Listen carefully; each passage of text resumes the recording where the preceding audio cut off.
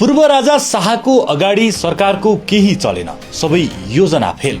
राजसंस्था पक्षधरले देखाए शक्ति।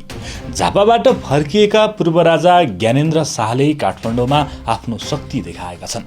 जिल्ला प्रशासन कार्यालय काठमाडौँले लगाएको निषेधाज्ञा तोड्दै राजावादीहरूले त्रिभुवन अन्तर्राष्ट्रिय विमानस्थलदेखि निर्मल निवाससम्मै पूर्व राजा शाहको भव्य स्वागत गरेका छन्। पूर्व राजालाई स्वागत गर्ने राजावादीको योजनालाई लक्षित गर्दै विमानस्थल आसपास क्षेत्रभित्र निषेधाज्ञा लगाइएको थियो।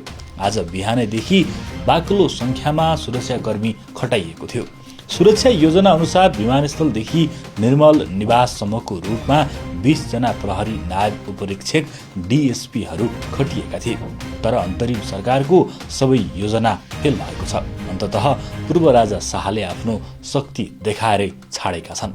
यो शक्ति मात्र नभई चुनावपछि शाह नारायणहिटी फर्कन लागेको सन्देश दिएको राजसंस्था पक्षधरले दावी गरेका छन्। समर्थकहरूले विमानस्थलको मुख्य गेटदेखि बाहिर ठूलो भिड जम्मा गरी राजा आऊ देश बचाऊ लगायतका नारा लगाएका थिए।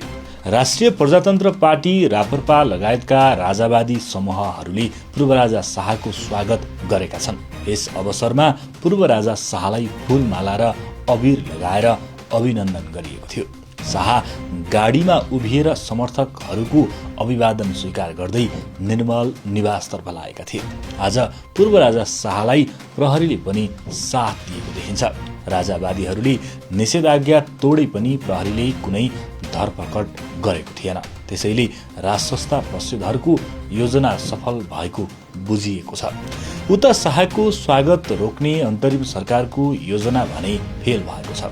तपाईहरू पूर्व राजाको पक्षमा हुनुहुन्छ या अन्तरिम सरकारको? आफ्नो प्रतिक्रिया कमेन्ट गर्नुहोला।